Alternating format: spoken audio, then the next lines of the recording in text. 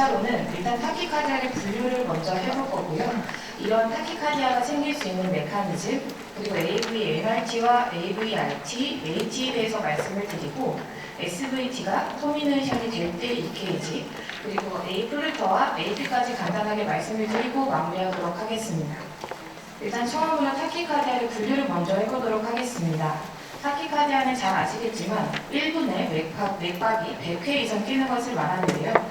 이때 QRS 듀레이션이 120ms 이상일 경우는 와이드 QRS 타키카디아, 이하일 경우에는 네로 QRS 타키카디아라고 하게 됩니다. 저는 이 중에서 네로 QRS 타키카디아에 대해서 말씀을 드릴 건데요. 이건 다시 규칙적이냐 불규칙적이냐로 나눌 수가 있습니다. 불규칙적일 때는 AP, A플루터, 그리고 AT가 있는데요. 이 중에 속해 있는 AT는 멀티포컬한 AT를 의미하고, 아티리얼 플루터 같은 경우는 이제 베리어블한 AV 컨덕션을 보이드를 말씀을 드리는 겁니다. 또 이제 레귤러한 네로 QRS 타키카디아를 분류를 할 때는 PF가 보이느냐, 보이지 않느냐로 분류할 수 있겠습니다. PF가 보일 때는 PR 간격이 RP 간격보다 짧은지 긴지로 또 나눌 수가 있는데, PR 간격이 더 짧을 경우는 AT를, 그렇지 않은 경우는 다시 한번 70ms 이상인지 아닌지를 또 보게 됩니다. RP 간격이 PR 간격보다 짧고 RP 간격이 70ms 이상일 경우에는 AV-RT를, PF가 아예 보이지 않거나 RP 간격이 70ms를 짧을 때는 AV-NRT를 더 시사하게 됩니다. 이러한 타키카디아가 생길 수 있는 메커니즘에는 세 가지를 볼 수가 있는데요. 이 중에서는 리엔트리가 가장 흔합니다. 전기 생략적으로 기질이 다른 두 가지의 경로가 있을 때 발생할 수 있는 메커니즘인데요. 위에서 시그널이 내려왔을 때 이 두 경로로 원래는 시그널이 다 전해질 수 있습니다. 하지만 한쪽 경로가 구름기인 상태일 때는 이 신호를 받지 못하게 되고 나머지 경로로만 신호가 전해지게 되는데, 이게 서킷을 형성하면서 방금 전에 가지 못했던 경로로 다시 한번 갈 수 있게 됩니다. 이렇게 생길 수 있는 아리스미아에는 AV-NRT, AV-RT, 아티리얼 플루터를 예시로 들 수 있습니다. 다음으로는 SA 노드나 AV 노드는 원래 스스로 이제 멤브레인 포텐셜이 흥분할 수 있는 디폴라리제이션이 될 수 있는 자동등이 있는데요. 이게 자율신경계가 흥분했거나 운동과 같은 상황일 때는 이 슬로프가 가파라지게 됩니다. 그러면서 역치에 금방 도달하게 되면서 디폴라리제이션이 일어나는데, 혹은 이런 거 말고도 아예 역치 자체가 낮아지면서 디폴라리제이션이 빨리 일어나게 되고 맥박이 빠르게 형성이 되면서 에토픽 혹은 프리머처 비트가 생기게 됩니다. 다음은 트리거드 액티비티입니다. 탈분극이 일어난 후에 재분극 과정에서 다시 한번 후탈분극이 한 번 혹은 여러 번 일어나는 기전인데요. 이제 재분극이 완성이 되기 전에 후탈분극이 일어나게 되면 Early After Depolarizations이라 해서 EAD, 재분극이 완성된 후에 후탈분극이 일어나게 되면 Delayed After Depolarization이라 해서 DAD라고 하게 됩니다. 이 중에 EAD의 경우에는 섬액일 때 많이 발생할 수 있고, 혈사대판과 같은 위험한 빈맥이 생길 수 있는 기전이 됩니다. 슈프라벤트리큘러 타키카디아라 그래서 심실의 위쪽, 상심실성 빈맥입니다. 보통 이렇게 세 가지로 분류를 할 수 있는데, 이 중에 AV-NRT가 가장 큰 비중을 차지하게 됩니다. 리엔트리에 의해서 생기게 되는데, 일단은 말씀드렸다시피 두 가지의 경로가 필요합니다. 보통의 경우에는 슬로우 패스웨이를 통해서 심실을 흥분시키면서 QRS가 나오게 되고, 이게 다시 서킷을 형성하면서 패스트 패스웨이를 통해서 P웨이브를 만들게 되는데, 이때 패스트 패스웨이를 통해서 P웨이브가 만들어지는 것이기 때문에 QRS에 숨어서 P웨이브가 보이지 않을 수도 있습니다. 또한 P웨이브가 보인다고 하더라도 QRS 바로 뒤에 연달아서 나오게 되면서 슈도 알파 혹은 슈도 에스파라는 파형을 보이게 되고요. 이건 뒤에서 다시 한번 말씀드리도록 하겠습니다. 똑같이 리엔트리를 형성하고 있기는 하는데, AV 노드 말고 심방과 심실 사이의 전기를 통할 수 있게 해주는 액세서리 패스웨이가 있는 분들에게만 나타날 수 있는 타키카디아입니다. 액세서리 패스웨이의 특징에 따라서 안정기였을 때 EKG에서 델타파가 보일 수도 있고 그렇지 않을 수도 있지만, 이 또한 뒤에서 다시 설명을 드리도록 하고요. 일단 AV-RT의 경우에는 서킷을 형성하는 데 있어서 AV-NRT하고는 이제 물리적인 거리에 좀 차이가 있습니다. 그렇기 때문에 AV 로드를 타고 내려와서 심실을 흥분시켜서 나오는 QRS 다음에 액세서리 패스웨이를 통해서 레트럴 컨덕션 때 이제 P웨이브가 어느 정도 거리를 뛰어서 RP 간격이 70ms 이상으로 나오게 되는 것으로 AV-NRT와 어느 정도 심전도를 통해서 감별을 할 수가 있게 됩니다. 다음으로는 아트리얼 타키카디아입니다. 말 그대로 SE 노드가 아닌 아트리움에서 시그널이 100회 이상 계속 나오는 것으로 어느 곳에서 생겼냐에 따라서 PLV의 모양은 달라지게 됩니다. 따라서 역으로 생각을 했을 때 PLV의 모양을 보고 아트리움 중에 어디서 생긴 AT인가인 것을 예측을 해볼 수가 있고요. 아트리움에서 생긴 시그널을 AV 노드가 받아들이게 되면서 QRS가 형성이 되는 것이기 때문에 앞서 말씀드렸던 AV NRT나 AV RT와는 다르게 PQRS가 독립적으로 잘 보이게 됩니다. AV NRT부터 다시 한번 자세하게 말씀드리도록 하겠습니다. 슬로우 패스웨이, 패스트 패스웨이가 보이게 되는데요. 심방에서 시그널이 내려왔을 때 두 가지의 경로로 다 들어갈 수 있습니다. 하지만 빠른 경로인 패스트 패스웨이를 통해서 심실의 전도가 될 거고 이건 다시 슬로우 패스웨이로 올라갈 수가 있습니다. 이때 슬로우 패스웨이를 통해서도 내려오던 시그널과 상쇄가 될 수 있고 이렇기 때문에 A와 V는 패스트 패스웨이를 통해서 1대1 컨덕션이 되는 게 일반적입니다. 하지만 APC와 같은 프리머처 비트가 생겼을 때 패스트 패스웨이는 아직 구름기에서 벗어나지 못한 상태이기 때문에 이 시그널을 받아들이지 못하고 슬로우 패스웨이를 통해서만 전기가 내려가게 됩니다. 이렇게 심실에 이 전기가 시그널이 통하게 되고 이건 다시 구름기가 끝난 패스트 패스웨이로 전기가 전달이 되면서 서킷이 형성되고 이렇게 타키카디아가 생기게 됩니다. 이 케이지 그림과 같이 다시 한번 설명을 드리면 APC가 생기고요. 보통과 다르게 느린 전도, 슬로우 패스웨이를 통해서 QRS가 만들어진 거기 때문에 PR 간격은 연장이 됩니다. 그리고 다시 패스트 패스웨이를 통해서 심방을 흥분시켰기 때문에 QRS 바로 뒤에 PAV가 보이게 되고 이게 서킷을 형성하면서 그대로 타키카디아가 생기게 됩니다. 이러한 AV NRT에는 타입이 여러 가지가 있는데 대부분은 슬로우 투 패스트 타입입니다. 심실로 내려가는 전기는 슬로우 패스웨이를 통해서 내려가고 심방으로 가는 것은 패스트 패스웨이를 통해서 가게 됩니다. 그렇기 때문에 슬로우 패스웨이를 통해서 만들어진 QRS 바로 뒤에 패스트 패스웨이에서 만들어진 P웨이브가 보이게 되고요. 혹은 아예 보이지 않는 경우도 있습니다. 그렇기 때문에 PR 간격과 비교를 해보면 RP 간격이 더 짧을 수밖에 없습니다. 드물지만 패스트 투 슬로우 타입도 나올 수 있습니다. 패스트 패스웨이를 통해서 심실이 흥분하게 되고 슬로우 패스웨이를 통해서 레트로그레이드 컨덕션된 PW가 나올 수가 있는데 속도의 차이가 있기 때문에 QRS가 나오고 나서 어느 정도 뒤에 PW가 형성될 수 있기 때문에 PR 간격이 RP 간격보다 짧게 나올 수 있습니다. 환자분의 케이스를 한번 확인을 해보도록 하겠습니다. 아까 말씀드렸다시피 AV NRT의 경우에는 QRS 바로 뒤에 레트로그레이드 컨덕션된 PW가 나오기 때문에 인페리얼 리드에서 슈도 엑스파처럼 보이게 됩니다. V1에서는 슈도 알파처럼 보이게 되는데 이건 환자분이 사이너스 리듬으로 돌아왔을 때 더 확연히 차이를 확인하실 수가 있습니다.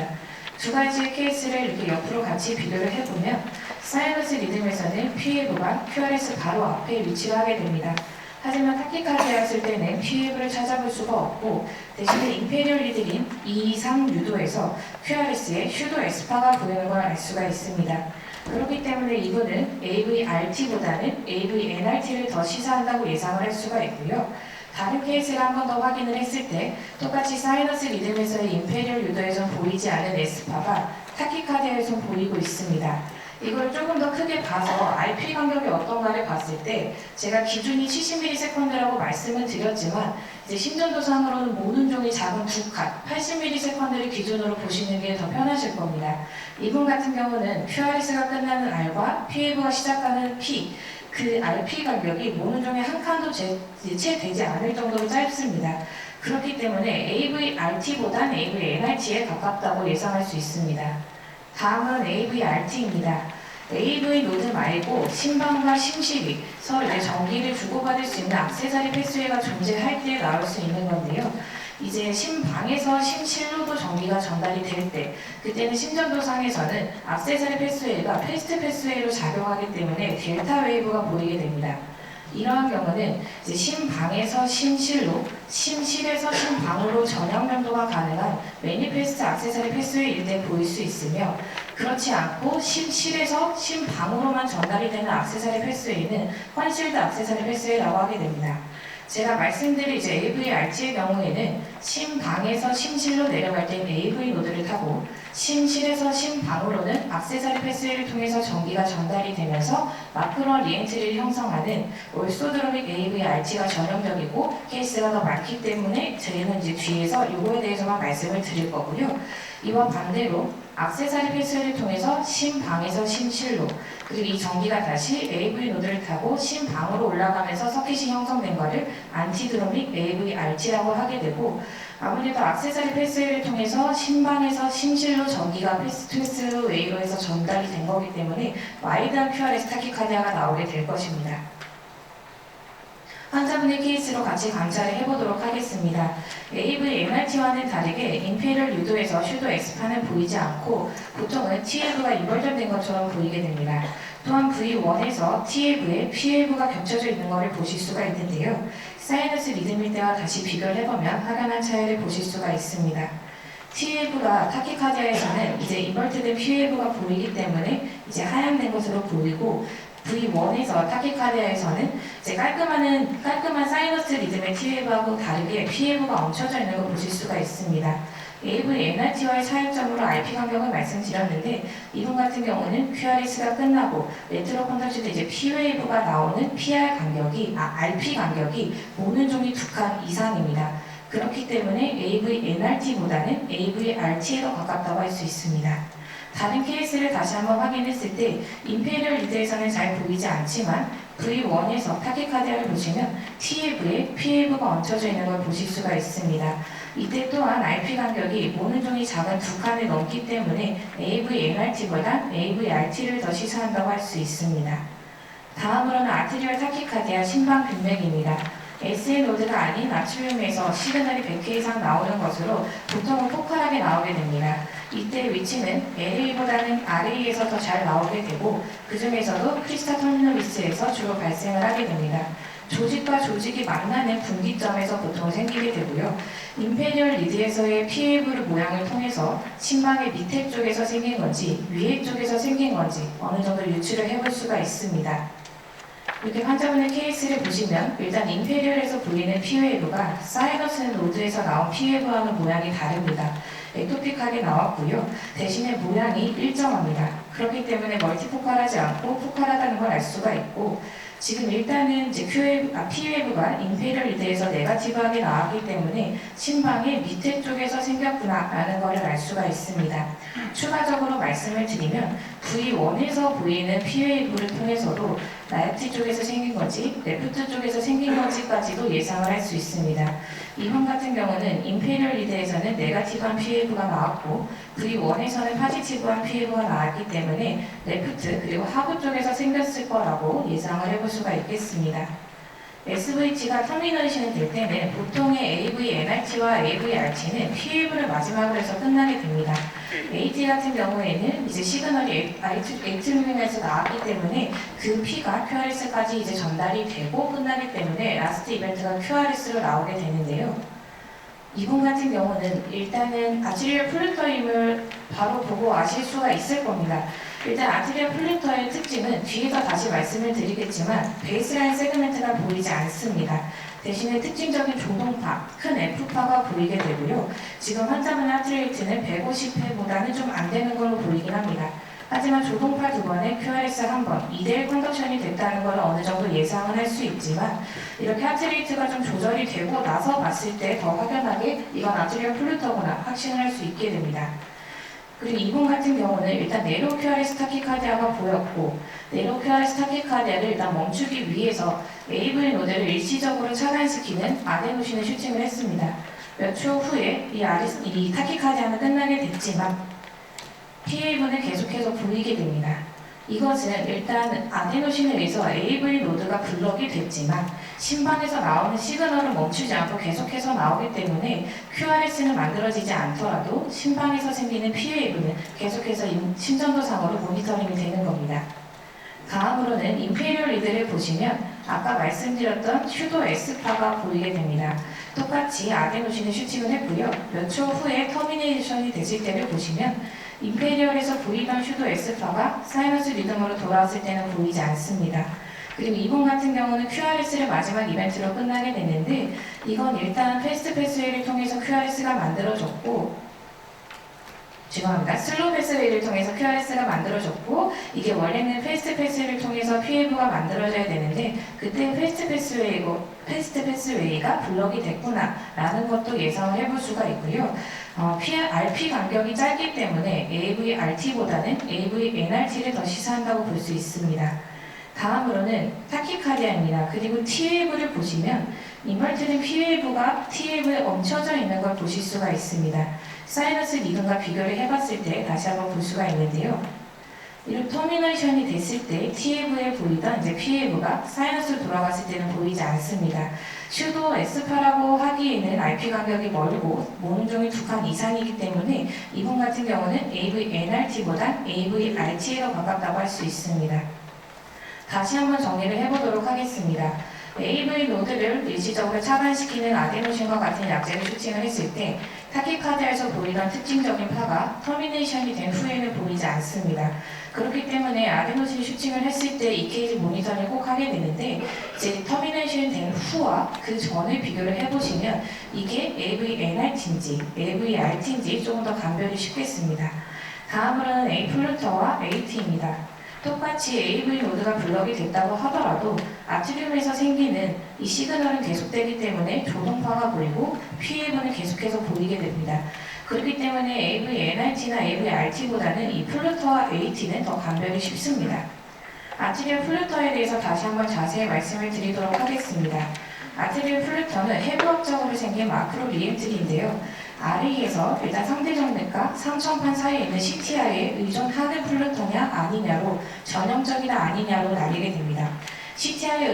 CTI에 의존했다고 해서 CTI 디펜던트 플루터를 티피컬 플루터라고 하게 되고요. 보통은 반시계 방향으로 회전을 하게 됩니다. 드물게 시계 방향으로 회전하는 경우도 있는데 그거를 리버스 티피컬 플루터라고 합니다. 티피컬한 플루터의 경우에는 톱니바퀴 모양이 임페리얼 리드에서 하향으로 나오게 되고 이와 반대로 V1에서는 조동파가 파지티브하게 나오게 됩니다. 아무래도 구조적으로 해부학적으로 리엔트리가 생기는 거기 때문에 한 바퀴를 돌 때의 시간이 일정하게 됩니다.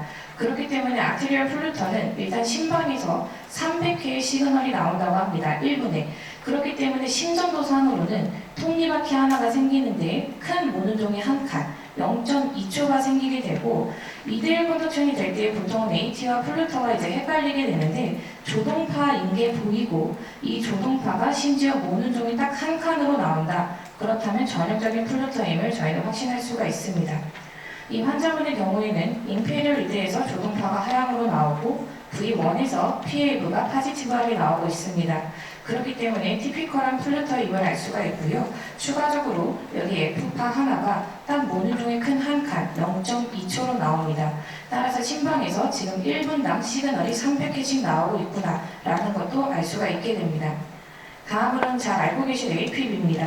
다발성 회계파가 보통은 기전이 되는데요. 심방이 여러 군데에서 시그널이 계속 나오는 겁니다. 그러한 시그널들이 서로 상쇄되고 충돌하고 간섭하고 다시 생성되고 그 와중에 무자비하게 선발된 시그널이 AV 노드를 타고 심실을 흥분시킵니다. 혹은 펄머너리 뱅의 근처에 있는 한 군데에서 불규칙적이고 매우 빠르게 시그널을 형성할 때 그러한 경우에도 APB가 생길 수 있다고 합니다. 이러한 APB는 7일 이상 지속이 되게 되면 지속성 APB라고 하게 되는데 심전도상으로 봤을 때 이제 RR 간격이 전혀 규칙성이 없습니다. 또한 PAV도 찾을 수가 없고 바닥선이 흔들린다 그래서 이제 스몰 F파가 있다고 하게 됩니다. 이러한 AP 같은 경우에는 타키카디아로 나온다고 하더라도 규칙성이 전혀 없고 PAV를 찾을 수 없는 특징이 있기 때문에 다른 SVT와는 감별이 가능하실 겁니다. 이런 AP의 경우에는 이제 간헐적으로 그리고 7일 이내에 나왔다가 사라질 수 있는 파록시스말 AP도 있습니다. 이제 갑자기 나왔다가 2, 3일 내에는 보통은 사라지기 마련인데 1년에 30% 정도는 파록시스말 AP 환자분들도 지속성 AP로 진행이 된다고 합니다. 앞서 말씀드렸던 아트리얼 플루터와 AP는 사천관계라고 할 수 있을 정도로 원인과 치료법이 비슷합니다. 심지어 아트리얼 플루터가 일주일 이상 지속되면 AP로도 바뀔 수가 있고 환자 한 분에게 AP, A 플루터를 다 관찰을 할 수가 있게 됩니다. 지금까지 말씀드렸던 뇌도 QRS 타키카디아를 한 줄씩 다시 한번 정리를 해보았습니다. AV-NRT와 AV-RT는 매우 규칙적인 것을 특징으로 하고요. RP 간격을 통해서 이게 NRT인지 RT인지 구분을 할 수 있게 됩니다. AT의 경우에는 PLV가 생기고 QRS가 생기기 때문에 P와 QRS가 독립적으로 잘 보이게 되면 다른 PSVT보다는 AT를 더 시사를 하게 되고요. 조동파가 보이게 될 경우에는 아트리얼 플루터, 규칙성을 전혀 찾아볼 수 없을 때는 APB라고 해주시면 되겠습니다. 경청해 주셔서 감사합니다. 네, 좋은 강의 감사합니다, 강장님. 혹시 질문 있으신 분 계시나요? 네, 여기 앞에 마이크 잠깐 나오셔서 말씀 주실 수 있을까요? 감사합니다.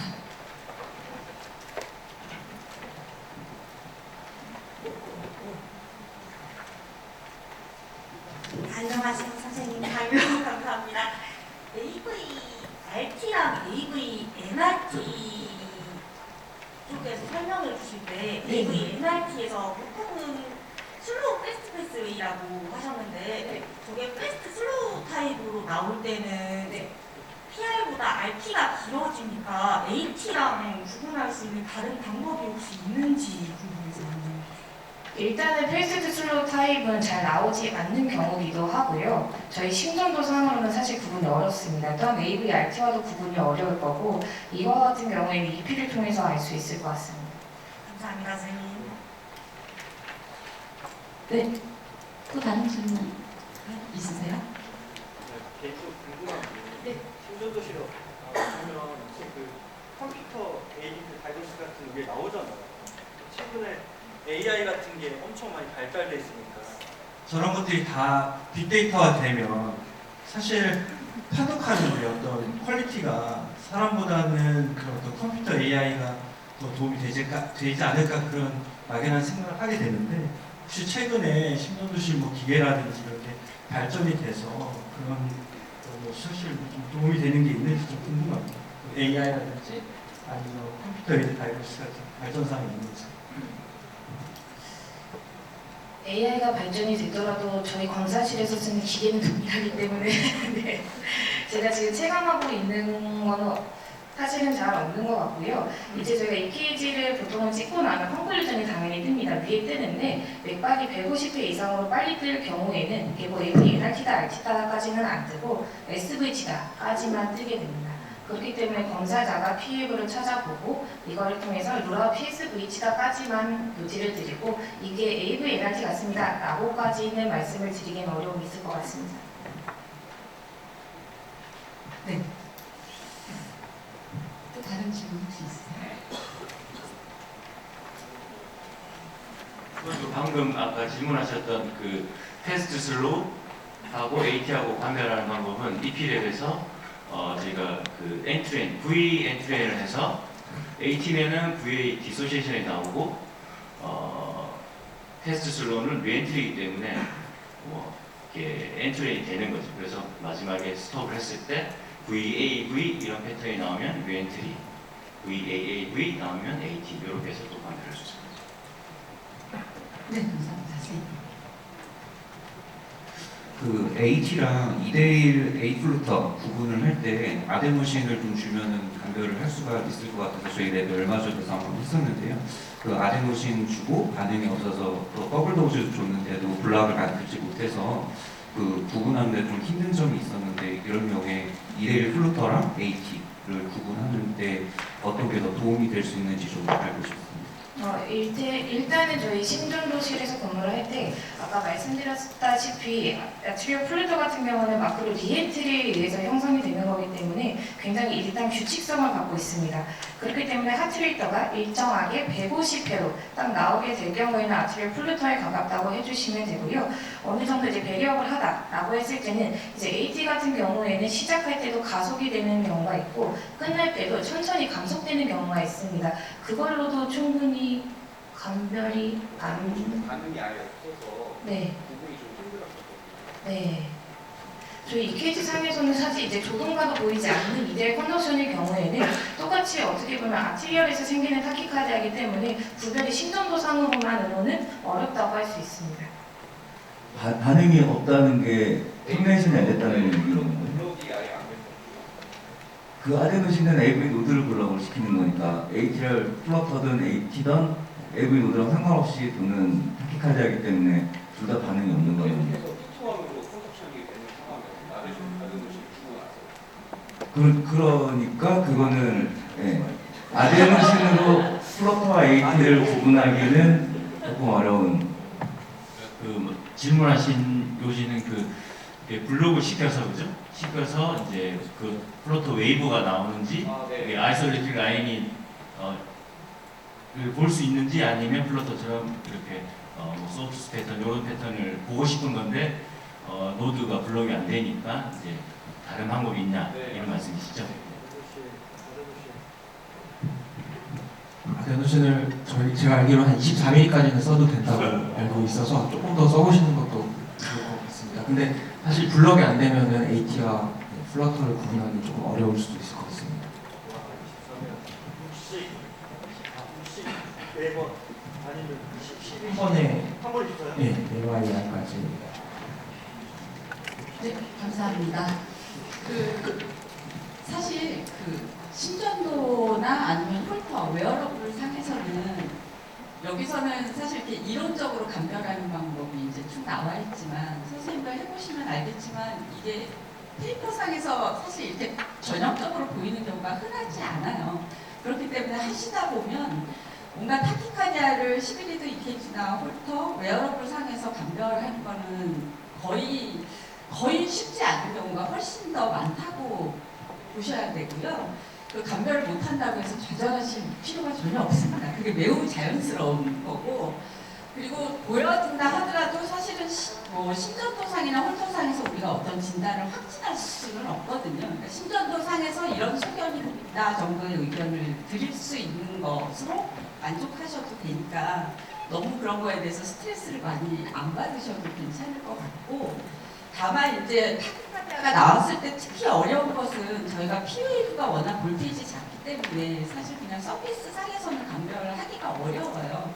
그렇기 때문에 그냥 우리가 타키카디아이면서 QRS가 조금 좁다라고 하면 그냥 네로스 QRS 타키카디아의 패턴이고, 그 중에서 PSVT인지 플러터인지 APVT 정도의 감별 정도 하시면 충분할 것 같고, 충분하다고 하면 그렇지만 하여튼 할 수 있는 최선을 다했다고 생각하시면 될 것 같습니다. 질문을 한 가지만 받겠습니다. 짧게.